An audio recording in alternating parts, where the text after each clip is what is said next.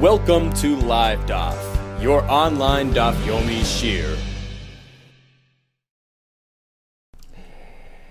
Shalom Aleichem and welcome back to today's Daf Yomi.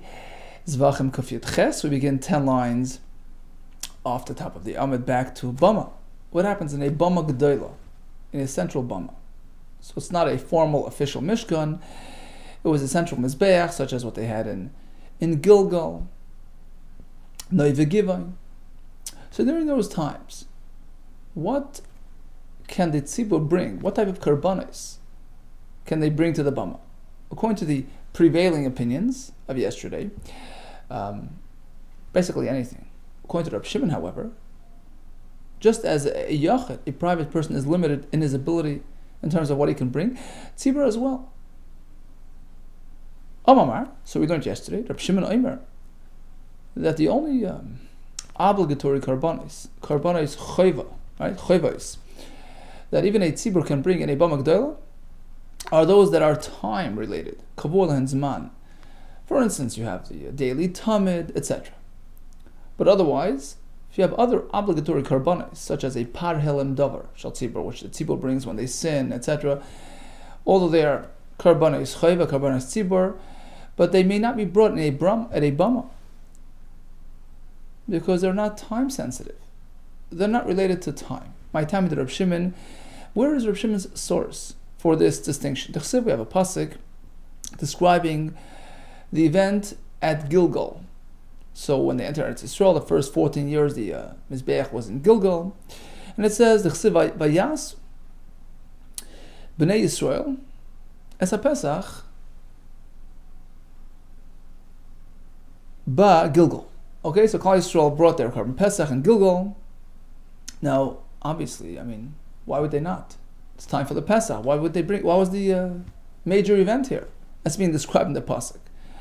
The answer is, the pasuk is telling us a lesson, giving us the guidelines, the rules, in terms of what type can be brought at a bama. Pshita, obviously, they brought the Pesach. Eloha, Kamashwan, the point of the pasuk is to teach us the chayvus came Pesach. Who the curve?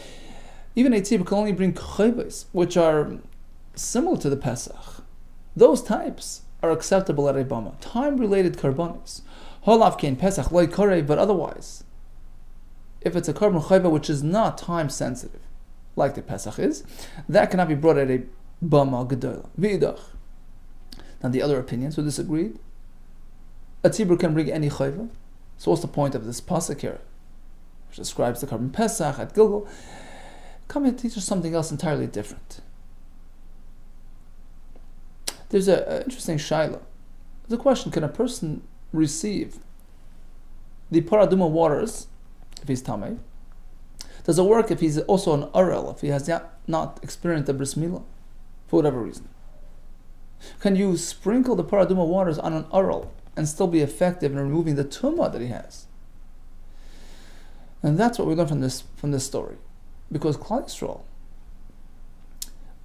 did not do bris milah throughout the midbar, because there was no ruach tzafoinus, a northerly wind, which would help them heal. So, due to the danger involved, they refrained from circumcising throughout the entire stay in the midbar, and they only did so once they entered Eretz Yisrael.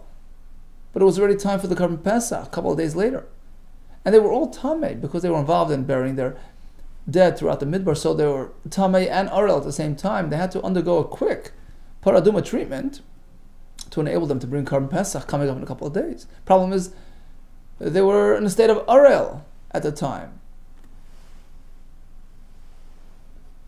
right? And the paraduma waters have to be sprinkled on the third day and the seventh day. It's a long procedure. There wasn't enough time to cover it all, to do milah and then have 7 days till Pesach, because it was only four days left. So, apparently, they received the water while they were still tamei, arel, right? Which will give them enough time to do the double sprinkling on the third and the seventh day, in preparation for the Karban Pesach on the 14th of Nisan. Rashi brings the Gemara that they, the Gemara Nivamas talks about the fact that They arrived on the 10th day of Nisan, barely 4 days left till Pesach. They couldn't do Milah on that day because of the travel, and it was only the next day. And they had to receive the first dose of paraduma waters on the 10th day, which will enable them to get the second dose 4 days later, just in time for the Korban Pesach. So, yeah, can that be done? The answer is yes. And that we learn from this pasuk. We learn from this pasuk that even an Arel, could be Melkabel, could be the recipient of the Azah, of the paraduma water, which will be effective in removing his tumah. The other opinions use this pasuk to teach us, it's needed, look at Rabbi Yechanan. Damar Rabbi Yechanan, Mishum, the name of Rabbi Beno, Arel, Mekabel Azah. Even an Arel could be the recipient of Azah. Continues the Gemara. There's another, a brisa, which relates to Reb Shimon's opinion in terms of limiting even the public from bringing all karbanos in a Bama Gedola. Tani Tana, there was a Chacham who presented a brisa, Kamei Rab Ada Bar Abba, which says like this: Ein bein Bama Gedola. Is there any difference between a central Bama and a private Bama? Ein bein Bama Gedola the Bama Gedola. There isn't much difference regarding donated karbanos that can be offered even in a private Bama. Ella Pesach. Pesach is a chayva, limited to a public Bama. V'chayva is hakabol zman. So one distinction is Pesach, public Bama yes, private Bama no. And also, in reference to karbanos that in some variation, in some form, can come to a Bama Katana, like a donated oila, for instance. Right? In the oila family, you have two types. Obligatory ones, the daily Korban Tamid, that's unique to a Bama Gdola, and a donated oila. Same family, there's different brands, so to speak, different type. That can be brought even in a private Bama. So in terms of, let's say, the oila family, which one goes where? The Nidava can come anywhere, but the Chayvais, HaKavul and Zman, which are time related, like the Korban Tamid, which is a daily oila in the base of English, that is limited to the Bama Gdola. Amarlei. Rav Ada Bar Abba responded to Targim Asnisach Ba'oilas Chayva, Dika Oilas and Dava. Clearly, this price holds that the only obligatory carbon that will come into a Bama Gdola is the Pesach, first of all, and also an Oilas Chayva. In contrast to the Oilas and Dava, which can come anywhere. Right? So clearly the Brisa is setting up two different sort of categories of karbanis. One, the Pesach, which is strictly, exclusively connected to the Bama Gdola. You can't bring it in a Bama Ktana. And the second point is, Chayvos HaKavol and Zman relates to a different category, different family, which has two variations within it. One, the donated variation comes anywhere, even in Bama Ktana, and the Chayva variation only in the Bama Gdola. But otherwise, let's say a Chatas, that apparently the Brisa doesn't allow you to bring it even in a Bama Gdola, even if it's time related, even if it's time sensitive, from the fact that the Brisa omitted reference to that type, that class, that family of Karbanes. The Chatas, Yachid,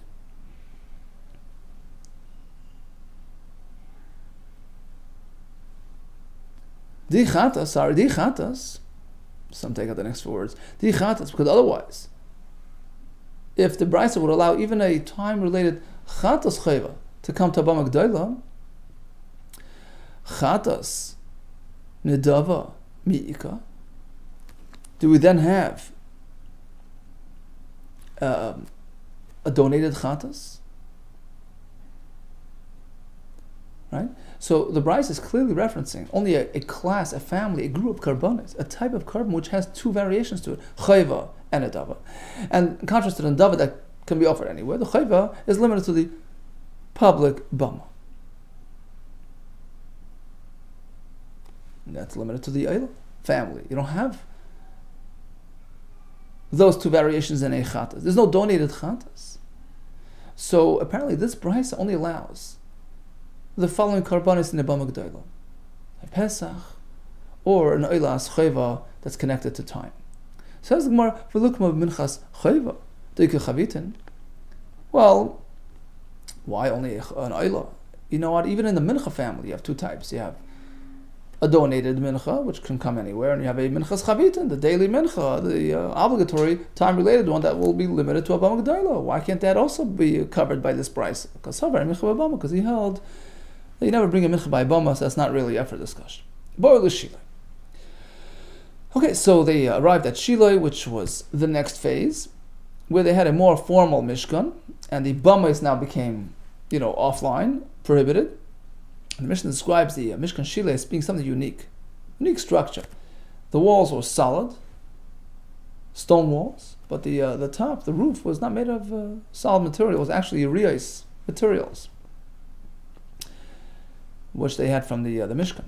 But not immediately, how do we know that in fact the Mishkan Shiloi is constructed in this manner? We have a seeming contradiction in the way the Psukim describe Mishkan Shiloi. Here it says about V'eu Beis Hashem Shiloi. This was Rachel who brought Shmuel to Beis Hashem.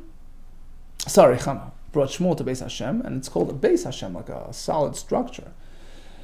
Elsewhere, it seems like it's just a tent made of material. V'itish Mishkan Shiloi, Oil Shikim Ba'adam, like an oil, Ksiv Vayimas Ba'oil Yosef, the family Bachar. So we're talking about Mishkan Shiloi, and it's called an oil, like a tent made of material. Okay, so how do you work this out? The walls on the ceiling were made of different materials. Didn't have a solid roof.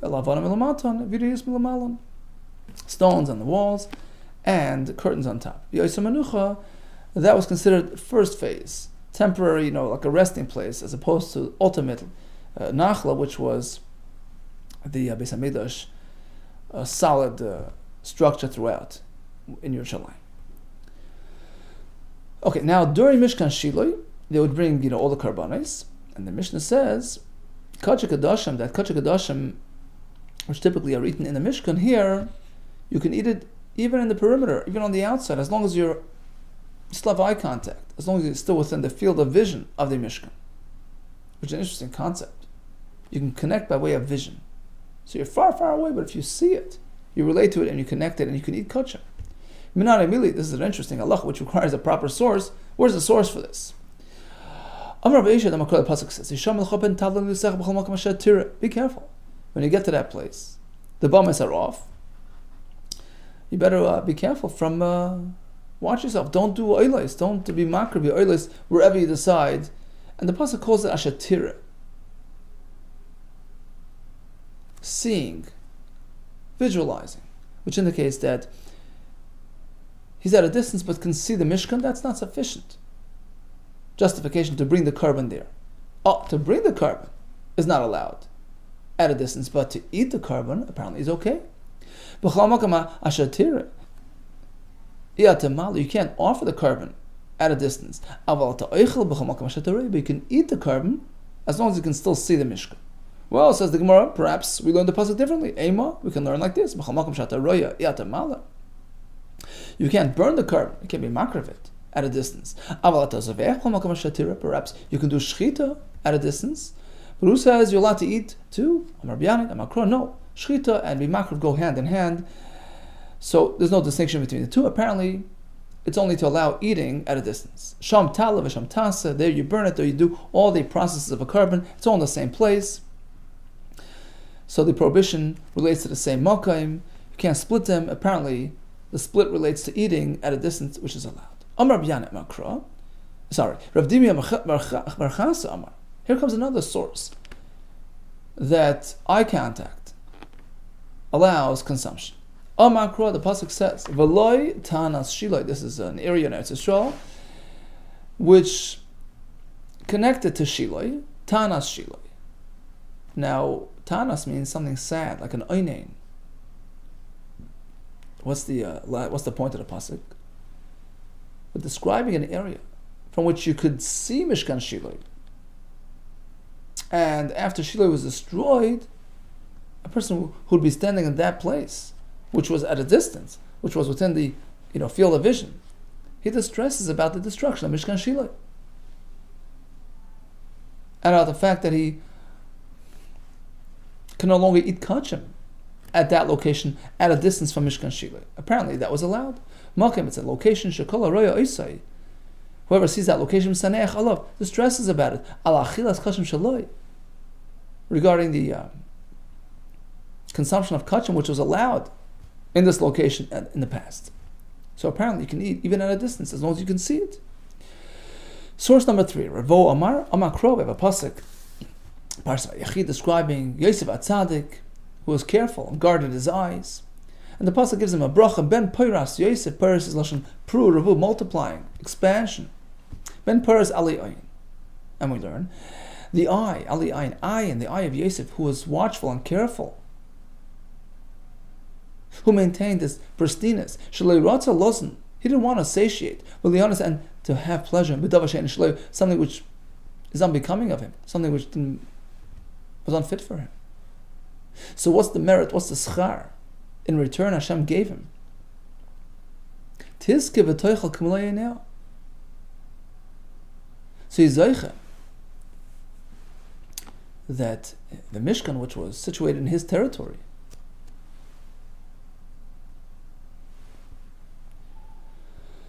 will expand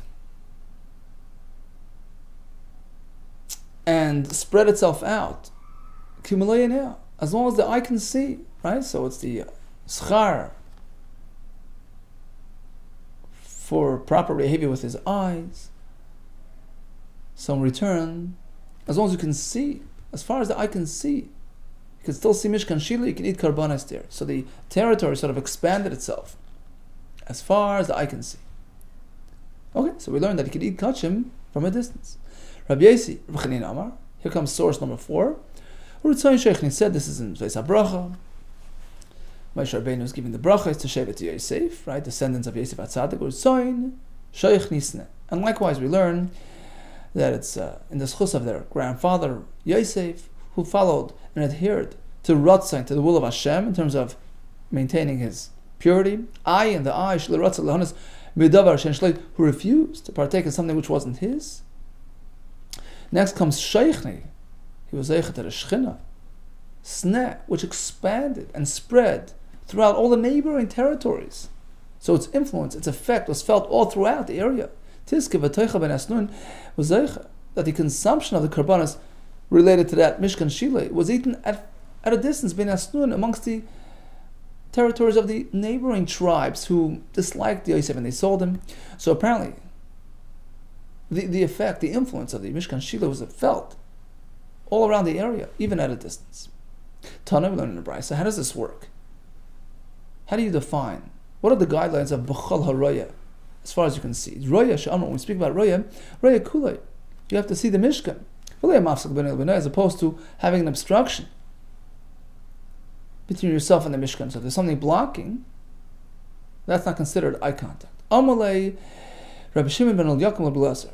Let me show you an example of a location which conformed to this criteria. Kigoyin Beiknishta, the Moin, was at Beis HaKnesses, the place Moin, which was in direct view of the Mishkan Shiloi. Amar Papa, Roya, Amar, when we speak about Roya, Lo Roya Kula, even if he doesn't see the entire structure, El Roya Miktas, even part of it is enough. Boira Papa, Oimid V'Roya, suppose he can see it while he's standing up, but he wants to sit down to have his meal. But once he's Yoshev, Beni Roy, now you can't see it anymore. Do we need actual contact on account of the person, or perhaps the position, the location is enough? What's the status here? Now let's assume it's okay, because the location is directly connected, even though he himself is in a sitting position. That's irrelevant. But Rabbi Yirmiyah, so based on this comes another question from Rabbi Yirmiyah. What about if the topography drops? If it were straight, you can see it, but since it drops and dips, that's what's obstructing. Suppose when he's standing on top of the ravine, he can see. But once he gets down below, he can no longer see. What's the halacha here? Do we say, well, imagine like he's on top? Or do we say, no, out of luck, take it. We leave it unresolved. He quotes Rebbe, you meant to know throughout history, the Shekhinah formerly rested 3 different places, in 3 different locations. B'Shiloi, V'noi v'Givon, U'Beis HaLamim, 3 different places. U'B'Kulon Lo Yishar Sol B'Chalak Ben Yamin. You should know Throughout all 3 times, it was always in the Chelek, the territory of Binyamin. He was Zaycha. Some say because he was the only one born in Eretz Yisrael. Some say he wasn't involved in the Bechiras Yosef. Shnemar, we find in the Pasuk, Chayf V'Olav Kol Hayoim. This is regarding Binyamin. Kol Chafifa is all of these resting places. Lo Yul B'Chelek Shel Binyamin always was in Chelek Binyamin. K'maz L'Abaye. When Abaye went to Rav Yosef, Amar committed Rav Yosef, he presented this interesting lesson to Rav Yosef. Amar, and Rav Yosef responded. A little bit displeased with this statement. He says, Abaye's father's name was Kailil. He says, Chad bro havli Kailil. You know, Kailil had only one son, Abaye. V'lei mitkan, and he's not even doing so well, meaning what he said was incorrect. Why? Because Mishkan Shiloi was clearly in the Chelek of Yosef. V'ksiv vayitish Mishkan Shiloi, v'ksiv vayimas b'oyel Yosef, v'shevrayim le'bachar. So Mishkan Shiloi is synonymous with Yosef's territory, not Binyamin. Amar of Adam, Micah Kashile, what's the big deal? Perhaps it straddled the border between Yosef and Binyamin's descendants, which was Ephraim. It was part here and part here. The main focal point of the Shechina was the Chelek Binyamin. That's what the Mishkan was. But the grand Sanhedrin, the grand court, the Chelek Yosef was right nearby in Yosef's territory, and they were also considered the Makam of Shechina. The Shechina is, was present when the Dayanim discussed Torah, right? So perhaps it was part and part, just like we find in the Beis Hamikdash, right? Like we find ultimately in the Beis Hamikdash that it was part and part. The Shechina b'Chelek Shel Binyamin, the main part of the Shechina, the Kodesh HaKadosh, and Heichel was on Chelek Binyamin, but the Sanhedrin Gedolah, the Grand Sanhedrin, was over b'Chelek Yosef. The Shechina b'Chelek Binyamin, Sanhedrin b'Chelek Yehuda. Sorry, b'Chelek Yehuda, right? So we find that it's sometimes shared. So perhaps here as well, that Mishkan Shila was in Binyamin, but the Sanhedrin nearby was in Chelek Yosef. Amalei. So he said, no, you can't compare the 2 stories, because just placement-wise, we know that in terms of the map, Yehuda was near Binyamin, but Ephraim was not near Yosef, right? Ephraim was not near Yosef. Sorry. Binyamin was near Yehuda, but Binyamin was not near Yosef. So again, just to clarify, he had said that all Hashras Hashchina, including Shilai, was in Chelek Binyamin. Abaye says, what do you mean? The pasuk speaks about Shilai being in Chelek Yosef. The Gemara suggests perhaps it was part and part Yosef and part Binyamin, just like we find a similar division over in the Beis Hamikdash. It was part in Binyamin and part in Yehuda. Amar Leis, he says, how could you compare? There, in the Beis Hamikdash, if you look at the map, you have Yehuda right near Binyamin, so it can work. So the Beis Hamikdash sort of straddled both territories. And here, they were not next to each other at all. Yosef and Binyamin. Well, you can say here too, although in general they were at a distance, but perhaps there was a little swath of territory, a little strip, which left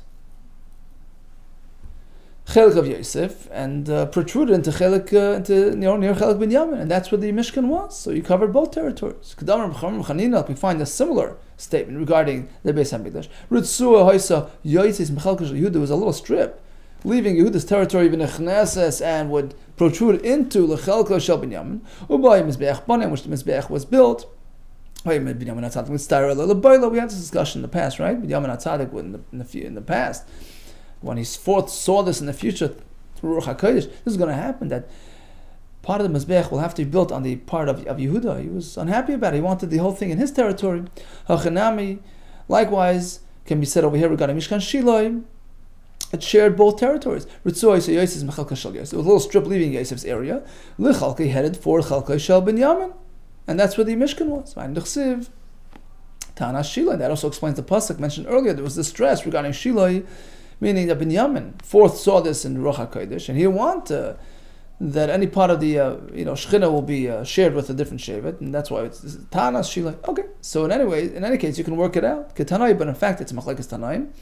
This question of where Mishkan Shiloi was situated, was it strictly on Binyamin or on Shevet Yosef? Ketanai. So the pasuk regarding Binyamin says Chayfif Olav, right? Kol Hayoim, being safe of Shachin. So each phrase in the pasuk relates to a different stage. Chayfif Olav, that's going on the first Beis Hamikdash. Zemikdash Rishon, which was situated on Binyamin's territory. The words Kol Hayoim, that's going on the second Beis Hamikdash. Zemikdash Sheni. So clearly, this system only began from the Beis Hamikdash, but earlier in the Mishkan Shiloi, it wasn't necessarily on Binyamin's territory. It was on Yosef's. Furthermore, the pasuk says, "Being safe of Shachin, Elim Mashiach." In the days to come, the third Beis Hamikdash will be also on Shevet Binyamin's territory. So, according to this opinion, Mishkan Shiloi was not there. Rabbi Eimer, no, he says even Mishkan Shiloi was on his territory because this pasuk covers all bases. Chayfif Olav refers to all the formal resting places in this world. The words Kol Hayoim, Elim Mashiach. Even then, he'll be Zechat Ashuras Hashchina, Being safe of Shachin. It's going on the world to come. Ultimately, he'll be the host of the Shechina on the highest level. Okay, now we speak about Mishkan Shiloi. How long did Mishkan Shiloi stand for? So in the upcoming Gemara, we're going to work through all the numbers.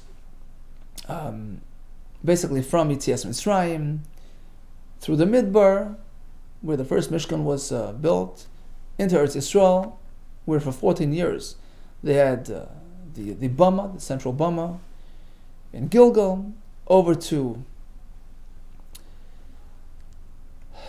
Mishkan Shiloi for 369 years, over to Noiv V'Givain for a total of 57 years, then finally over to the Beis Hamikdash, which Shlomo HaMelech built exactly at 850 years after they left Mitzrayim. That's going to help us out, help us decipher, figure out the sequence of events and how many years each resting place, each Shechina, each Mishkan, each Bama stood for. Okay, so in general, that's the sequence. Yetzias Mitzrayim, 40 years in the Midbar, 7 years where they conquered the land, 7 years they divided the land, which was the period of the Bama in Gilgal, over to Mishkan Shiloi for 369. Mishkan Shiloi was destroyed, over to Noiv and then to Givin for a total of 57 years. At that point, the Bamis were allowed. Then over to Beis Hamikdash for Mikdash Rishon. How long did the first Mishkan stand in the Midbar? 40 minus a year, 39, because it was built on the second year after they left Mitzrayim and lasted until the end of the 40 years. So it's 39 years. What about the Ilmoid of Gilgal? That's 14 years in total.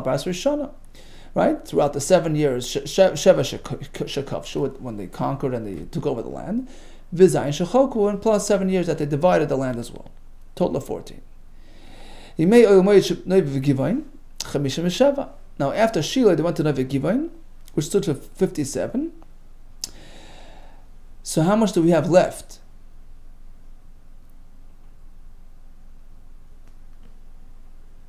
Nishtayri l'Shiloi,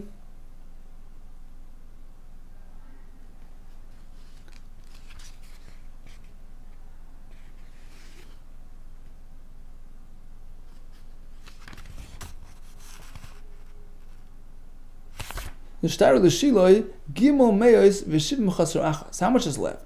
Sorry, let me correct that number. The Beis Hamikdash was built 480 years after leaving Mitzrayim. Okay, 480 years after leaving Mitzrayim. The Churban was, we'll get to the Churban later, but the building was 480 after they left Mitzrayim. So let's take the number 480 and deduct 40 years of the Midbar, 14 years of Gilgal, 7 years Kavshu, 7 years Chalku. We know that Noiv Givain, which was actually after Shiloi, was 57 in total. So if you take that all off the number of 480, you're left with 369, which was exactly how long Shiloi was standing for. Okay, so there's no clear pasuk about it, but based on our deductions, the end result is 369, which was for Mishkan Shiloi. Okay, now let's go review these numbers. This is sort of like a prelude to the coming Gemara. How do we know that the Oil Moed Midbar stood for 39 years and not 40? The Ramah, because we learned in a Brisa, it was only built year 2 after leaving Mitzrayim. Shana Rishona Asa Moshe Samishkan. The first year Moshe built it, and it was only put up on the second year, right? Shniya Hukam Mishkan. Vishilach Moshe Meraglim, and then he sent out the Meraglim in that second year. Okay, so that's a pretty bona fide fact. So the Mishkan lasted from year 2 till year 40, a total of 39. Sheba Gilgal, the arrangement in Gilgal was a 14-year arrangement. Arba'as Rishana. Why? Sheva shekavshu, sheva shechalku. Throughout the 7 of conquering and 7 of dividing. Minon, how do we know that in fact it was a 14-year experience, 7 and 7? The Amar Kalev, because Kalev tells us like this. He's in Eretz Yisrael, and he's asking for the Chevron city to be given, to be granted the Chevron as his territory. And he gets up and he makes an announcement. You meant to know, Ben Arba'im Shana, Anoichi, I was exactly 40 years old. B'Shaleach Moshe, Eved Hashem Oisi. When Moshe, Hashem's servant, appointed me as a spy, sent me off.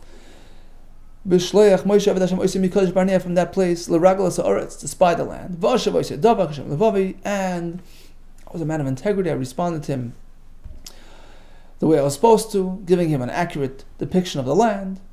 Okay, so I was 40 years at that point. And today I am 85 years old. Uksiv, and then it says Va'ata, and today, now, I am 85. Okay, so let's picture it. He was sent out at 40, and now he's 85. He was sent out on year 2 of the 40 desert years, leaving us with 38 left until they entered the land. So if he was 40 at that point, he entered at 78. And now he's saying that he's 85. Apparently, 7 years passed, during which they were conquering the land. Now they were finished conquering, ready to divide, and he was asking for his portion, right? So when he crossed the Jordan into Eretz Yisrael, Bar Kamavi, how old was he? Bar Shivin V'Tamni, 78. Now he's saying, I'm 85. Apparently, it took 7 years to conquer. Ben Chamesh Shmonim Shana, Hooray! This confirms the number of Sheva Shekavshu, 7 for conquering. Okay, that's behind us. What about 7 for dividing? How do you know it took that long? One option would be, it's a svara. With the Sheva Kavshu, if it took 7 to conquer, apparently that's a significant number. Hashem wanted that to be a time frame for accomplishing that accomplishment. And likewise, for the next accomplishment, to divide, correspondingly, you need 7 years. Sheva Namichok. Another way to prove that it was, in fact, a 7 plus 7 year experience. This is a bit more complicated. We're going to have to work backwards. Because otherwise you're not going to work out the pasuk of Barbas Rishana Achar Asher Huksair. Okay. So Rashi explains it in great detail as follows. This is Yecheskel prophesizing, and he's saying, look, it's Yom Kippur of the Yovel year, and it actually is year 14 after Huksair, that the city of Basminish was destroyed. Now, we also know that Churban Beis HaMikdash took place 850 years after they entered Eretz Yisrael. Now, every 50 years is a Yovel cycle, right? So the question is, if he's holding at year 14 after the Churban, why is it Yovel? You would think Churban happened on Yovel. Because if we take 850, again, that's the number of years that transpired, that passed, from entry of Eretz Yisrael until Churban Beis HaMikdash. 850 divided by 50, each Yovel cycle is a 50-year chunk, it gets you 17 cycles of Yovel. So Churban Beis HaMikdash would occur exactly on a Yovel, the end of the 50-year cycle. Not 14 years after the Churban is Yovel. Why is he speaking about Yovel taking place 14 years later? Apparently, because they only started counting 14 years into Eretz Yisrael.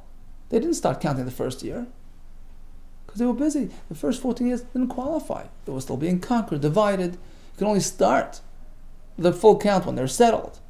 And that only began 14 years after entry. So once we get to year 850, which was the Churban, you're missing 14 years to get to the completion of that Yovel cycle. That only happened 14 years later. And that's why Yecheskel is referring to the current year, which is 14 years after Churban, as the Yovel year. So clearly, the process of conquering, dividing, took 14 years. Next point. So that stage was 57 years. How do we know? That took 57 years. So this was during Eli HaKohen's priesthood. He was the Kohen Gadol in Mishkan Shiloh. and the Plishtim attacked, and they took the Aron, the holy ark, as captive. And when he got word about it, he fainted, and he collapsed, and he died. Betana, we learned on the Brayso, Eli HaKohen died, Charva Shiloh. It coincided with the destruction of Mishkan Shiloh. The next stage was Noiv. When Shmuel Ramasi passed away, Charva Noiv. Noiv was destroyed. The Bola Gibeon, they took him to Gibeon now. Uksiv. Now, we also know that the Aron was actually returned when the Goyim saw that it wasn't giving them any success. They were experiencing tragedy after tragedy. They sent it back with those cows, right? Remember those miraculous cows who sung on the way? And they actually brought the Aron to a place called Kiryas Ye'arim. Okay? So this happened soon after they robbed the Aron. They sent it back, 7 months later. Placed it in Kiryas Ye'arim. Uksiv, the pasuk says, "Vayhi b'yom sheva sa'arim b'kiryas Ye'arim. Vayirbu hayamim vayu esrim shana. Vayinahu kol beis Yisrael achrei Hashem."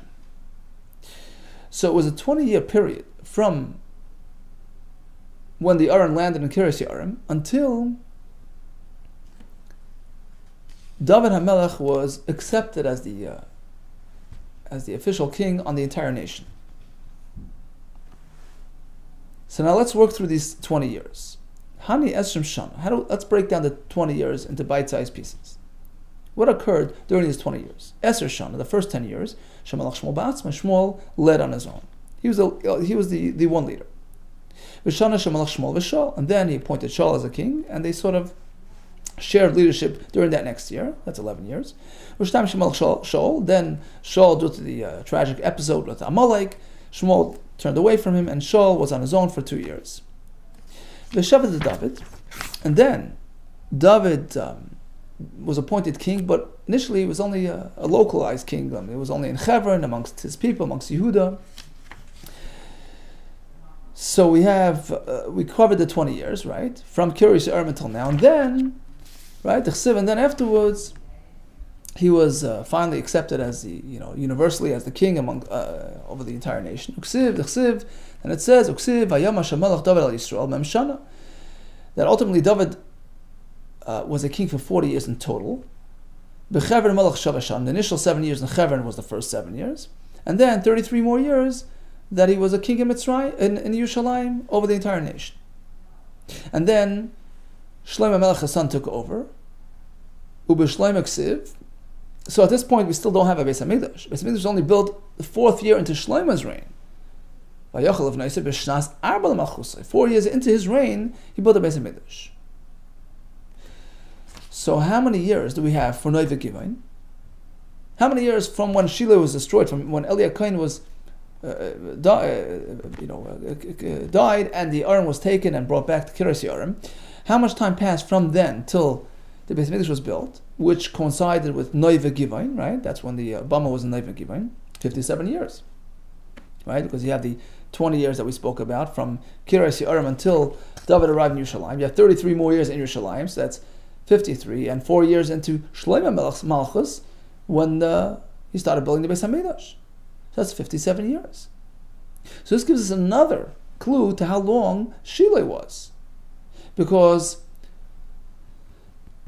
if we take the 480 years from when they left Mitzrayim until the Beis HaMikdash was built, and you deduct 40 years of the desert, 14 years of Gilgal, 57 for Noiv Gibeon, you're left with how much? For Shiloh you have 369 remaining. Okay, so that confirms everything we spoke about. Okay, so the interesting sequence of events. It was sort of back and forth. First, the Mishkan was in the Midbar, no Bamais allowed. Then over to Gilgal, yes Bamais. Then over to Shiloh, no Bamais. Then over to Noiv Gibeon, again, back to Bamais. And finally to the Beis HaMikdash, which was the what we call Nachla, the final resting place. And that was designated as the one and only place that you can bring karbanes to Hashem. All the best to you and Atzloch.